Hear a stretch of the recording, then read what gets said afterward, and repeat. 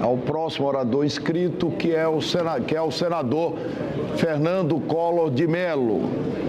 Senador Fernando Collor, Vossa Excelência disporá de até 15 minutos para sua intervenção. Com a palavra, Vossa Excelência.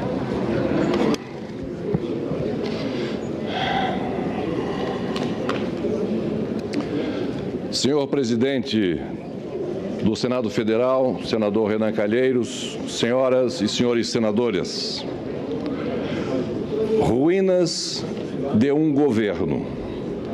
Este é o título de uma obra clássica de Rui Barbosa de 1931.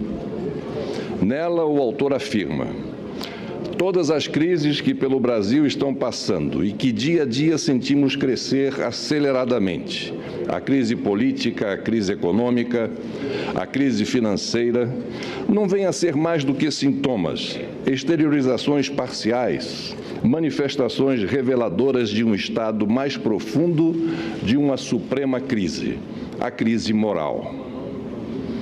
Em 1992, esse trecho foi utilizado por Barbosa Lima Sobrinho como introito à denúncia que apresentou contra mim. Ruínas de um governo. É a expressão de Rui Barbosa para invocar as crises que atingiram o Brasil nos anos 30. Senhor presidente, jamais o Brasil passou como hoje por uma confluência tão clara, tão entrelaçada e aguda de crises na política, na economia, na moralidade e na institucionalidade. Chegamos ao ápice de todas as crises. Chegamos às ruínas de um governo, às ruínas de um país. Este é o motivo pelo qual aqui e agora discutimos possíveis crimes de responsabilidade da Presidente da República. Não discutimos crimes comuns, isto é pacífico. A estes a Constituição reserva o juízo do Supremo Tribunal Federal. Ao Senado da República cabem a pronúncia e o julgamento quanto aos crimes de responsabilidade. Esta é uma diferenciação importante. Aqui julga-se responsabilidade. Em 1992, em processo análogo, bastaram menos de 4 meses entre a apresentação da denúncia até a decisão de renunciar no dia do último julgamento. No atual processo, já se foram mais de 8 meses. A depender do resultado de hoje, mais 6 meses são previstos até o julgamento final. O rito é o mesmo, mas o ritmo e o rigor não. Basta lembrar, entre a chegada no Senado da autorização da Câmara até meu afastamento provisório, transcorreram 48 horas. Hoje, estamos há 23 dias somente na fase inicial nesta casa. O parecer da comissão especial que hoje discutimos possui 128 páginas. O mesmo parecer de 1992, elaborado a toque de caixa, continha meia página, com apenas 2 parágrafos. Isso mesmo, 2 parágrafos. O tempo é outro, senhor presidente. Em 1992, fui instado a renunciar, na suposição de que as acusações contra mim fossem verdadeiras. Mesmo sem a garantia da ampla defesa pelo Congresso, em todas as fases, me utilizei de advogados particulares. 2 anos depois, fui absolvido de todas as acusações do Supremo Tribunal Federal. Portanto, dito pela mais alta Corte de Justiça do país, não houve crime. Mesmo assim, perdi meu mandato e não recebi qualquer tipo de reparação. Pelo contrário, depois da renúncia, recorri ao próprio Supremo Tribunal para ao menos reaver os direitos políticos que me cassaram. Mesmo se tratando de matéria eminentemente constitucional, direitos políticos, alheia ao mérito do impeachment, o Supremo negou o mandado de segurança sob a alegação de que não cabia à Corte se pronunciar sobre decisão do Senado, ainda que tomada após minha renúncia. À época dessa apreciação, o ministro Paulo Brossard chegou a ser interpelado pelo ministro Moreira Alves.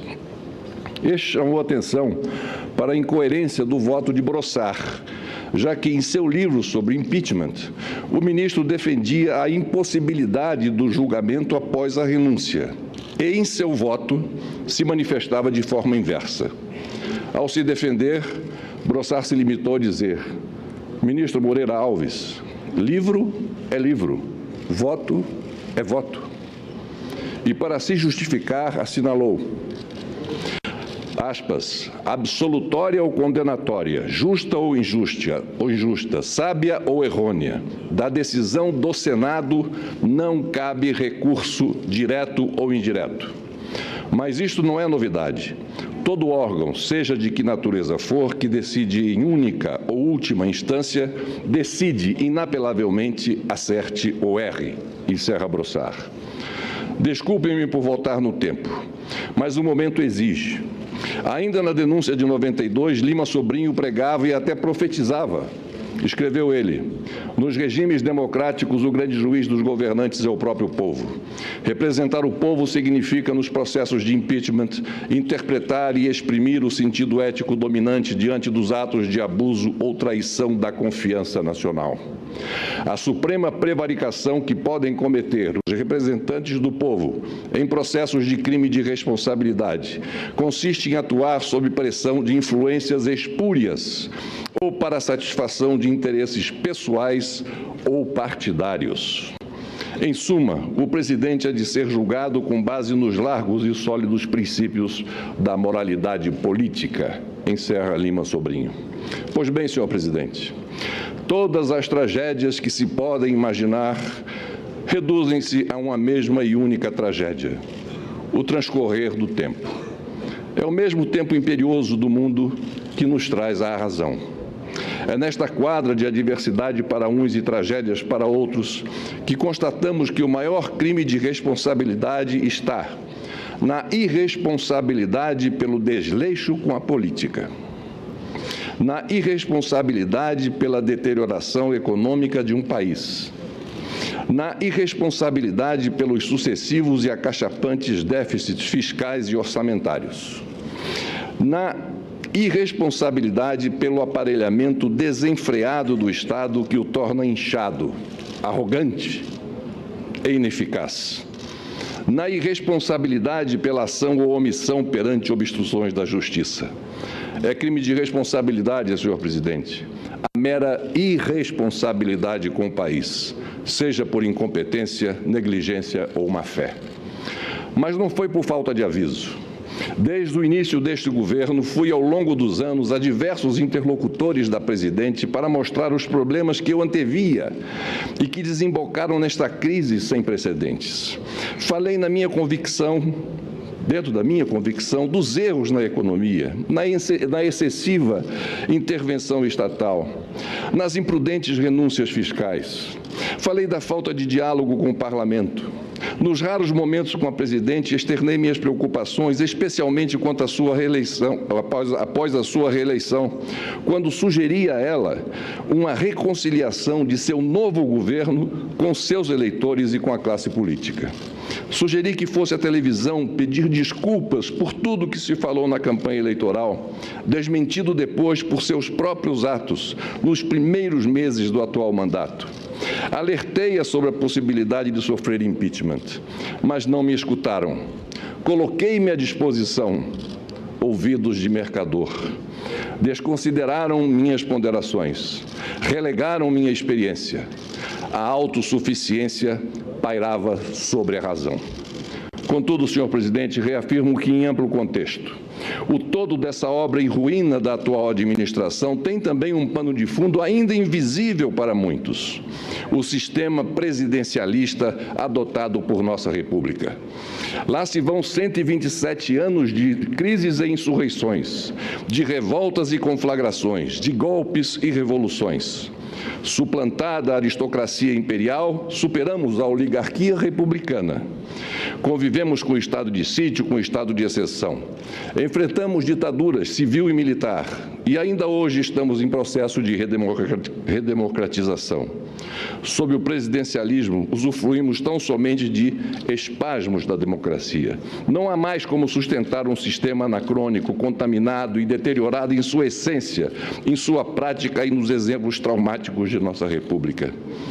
Basta dizer que de 1926, com Arthur Bernardes, até 2011, com Lula, nenhum presidente da República transmitiu o cargo a seu sucessor sob as mesmas regras que recebeu do antecessor, tendo eles cumprido integralmente seus respectivos mandatos. Pelo visto, aquelas exceções serão mais uma vez quebradas, recomeçando um novo ciclo de estabilidades. Não podemos mais rechear nossa história com deposições, suicídio, renúncias e impedimentos. Não existe fórmula mágica dentro do nosso presidencialismo, ainda mais com uma lei nos moldes da 1079, a ressurrecta, que dá margem a permanentes ameaças a qualquer governo. Não há como recuperar esse modelo de coalizão, de cooptação e fisiologismo que envergonham a classe política. Enfim, não há como continuar tentando formar um número salvador simplesmente somando zeros. Os partidos, mais do que votar, precisam formular políticas. Por tudo isso, o sistema está em ruínas. E ruínas, senhor presidente, demandam reconstrução. Reconstrução requer determinação, que, por sua vez, exige conscientização e admissão da verdade. Há 11 anos vimos o choro de parlamentares decepcionados com as agruras e a verdade crua de um partido. Hoje, envoltos em tormentos muito piores, não vemos sequer uma lágrima de constrangimento que seja. Ao contrário, o que se vê é a defesa rouca, cega, mouca e intransigente.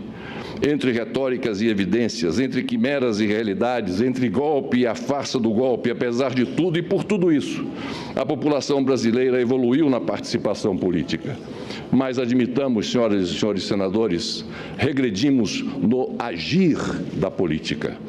Reafirmo, uma nova política precisa se estabelecer, seja qual for o resultado de hoje. Precisamos virar esta página, repensar e instituir a política pela qual a sociedade clama.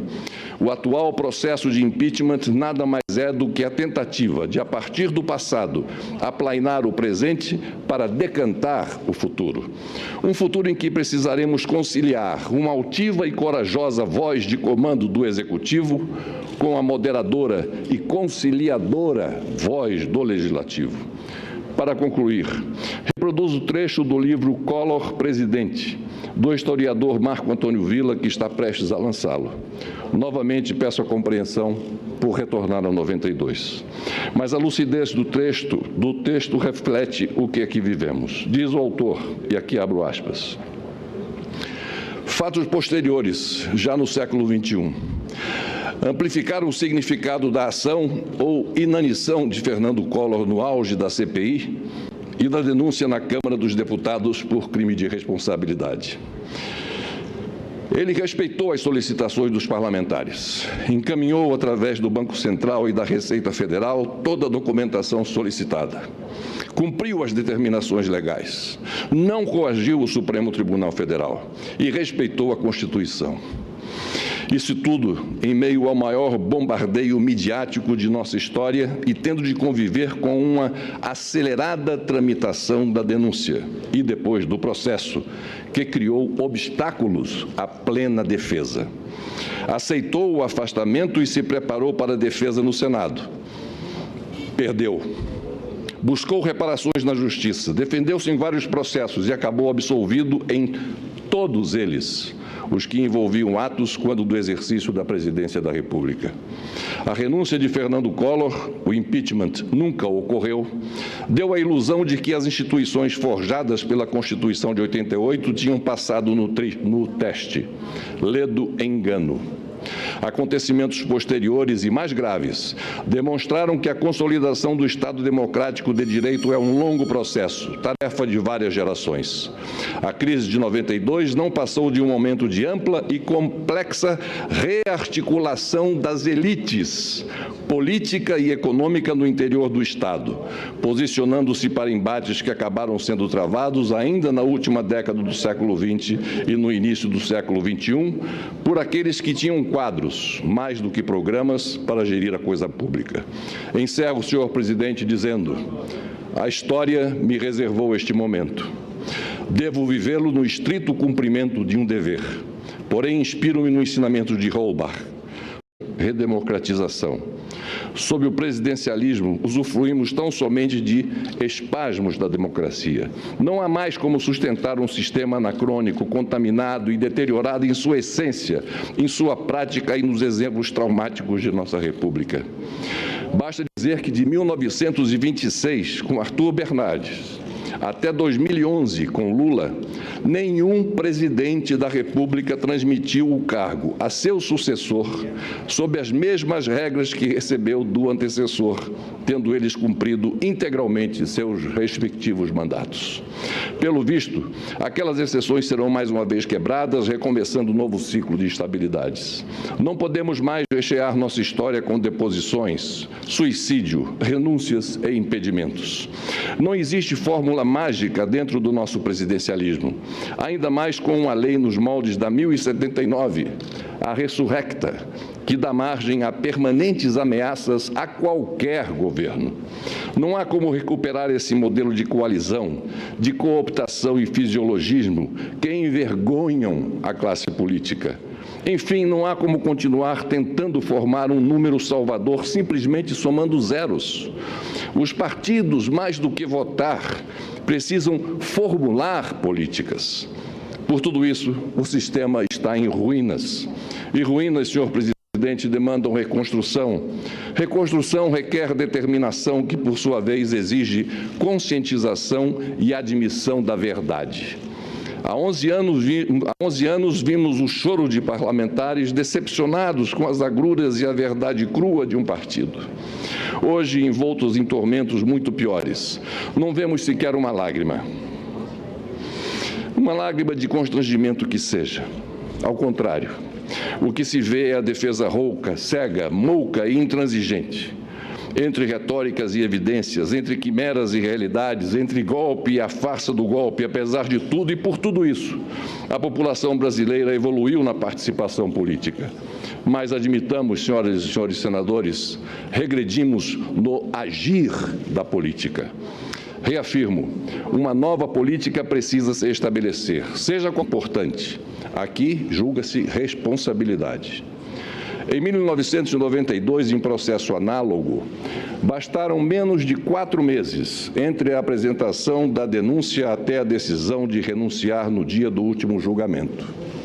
No atual processo, já se foram mais de 8 meses. A depender do resultado de hoje, mais 6 meses são previstos até o julgamento final. O rito é o mesmo, mas o ritmo e o rigor não. Basta lembrar, entre a chegada no Senado da autorização da Câmara até meu afastamento provisório, transcorreram 48 horas. Hoje, estamos há 23 dias somente na fase inicial nesta casa. O parecer da comissão especial que hoje discutimos possui 128 páginas. O mesmo parecer de 1992, elaborado a toque de caixa, continha meia página, com apenas 2 parágrafos. Isso mesmo, 2 parágrafos. O tempo é outro, senhor presidente. Em 1992, fui instado a renunciar, na suposição de que as acusações contra mim fossem verdadeiras. Mesmo sem a garantia da ampla defesa pelo Congresso, em todas as fases, me utilizei de advogados particulares. 2 anos depois, fui absolvido de todas as acusações do Supremo Tribunal Federal. Portanto, dito pela mais alta Corte de Justiça do país, não houve crime. Mesmo assim, perdi meu mandato e não recebi qualquer tipo de reparação. Pelo contrário, depois da renúncia, recorri ao próprio Supremo Tribunal para ao menos reaver os direitos políticos que me cassaram. Mesmo se tratando de matéria eminentemente constitucional, direitos políticos, alheia ao mérito do impeachment, o Supremo negou o mandado de segurança sob a alegação de que não cabia à Corte se pronunciar sobre decisão do Senado, ainda que tomada após minha renúncia. À época dessa apreciação, o ministro Paulo Brossard chegou a ser interpelado pelo ministro Moreira Alves. Ao próximo orador inscrito, que é o senador Fernando Collor de Mello. Senador Fernando Collor, Vossa Excelência disporá de até 15 minutos para sua intervenção. Com a palavra, Vossa Excelência.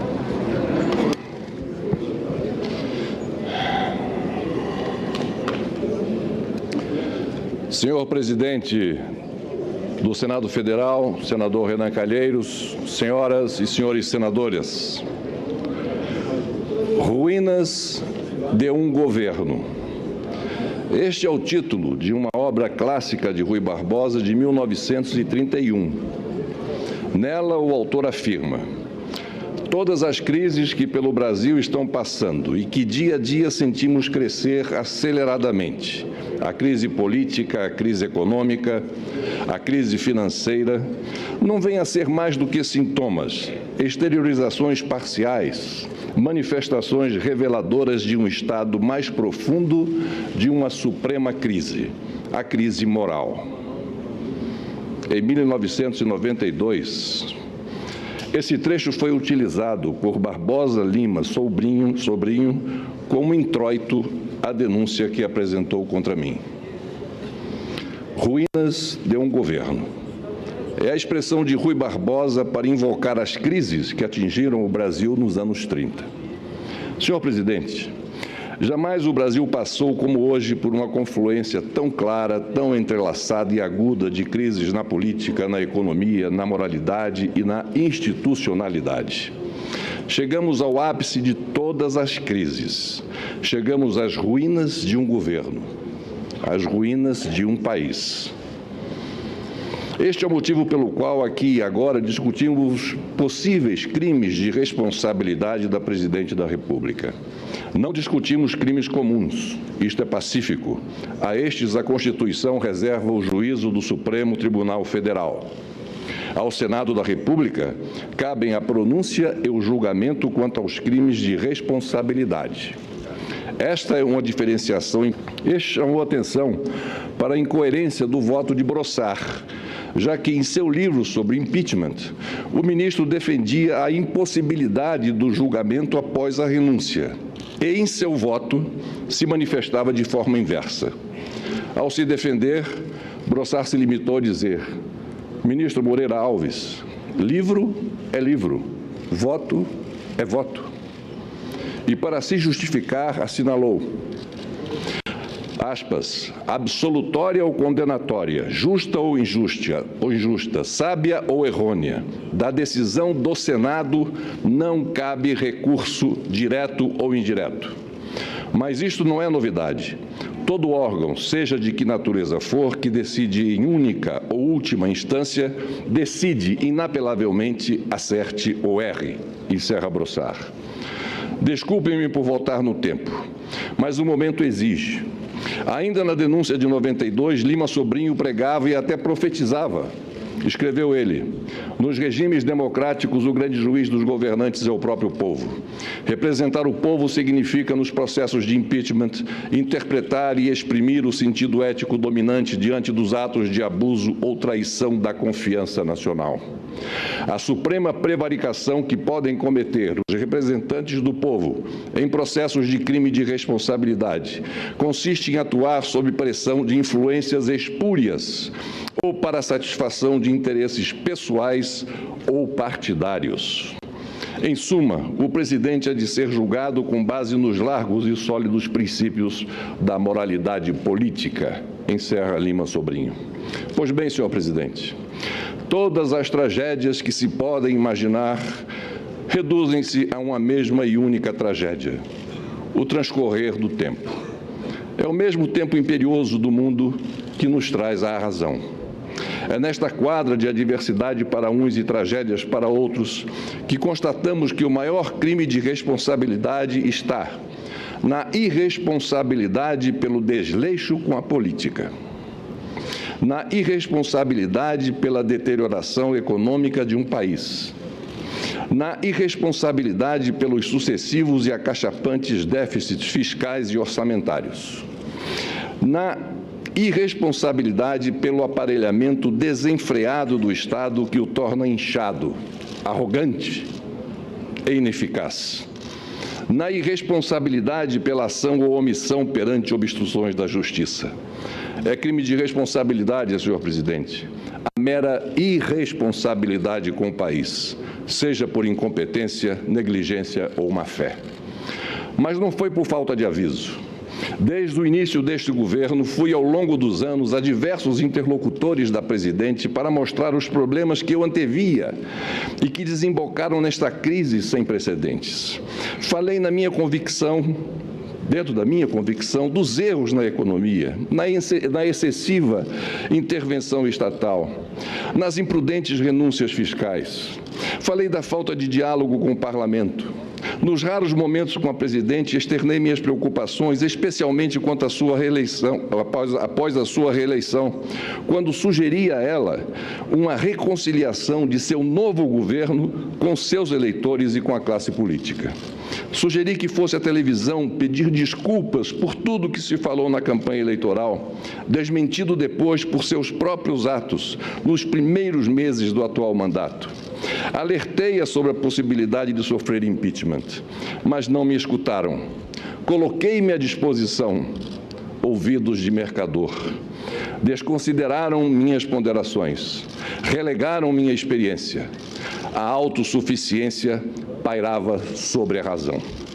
Contudo, senhor presidente, reafirmo que, em amplo contexto, o todo dessa obra em ruína da atual administração tem também um pano de fundo ainda invisível para muitos: o sistema presidencialista adotado por nossa República. Lá se vão 127 anos de crises e insurreições, de revoltas e conflagrações, de golpes e revoluções.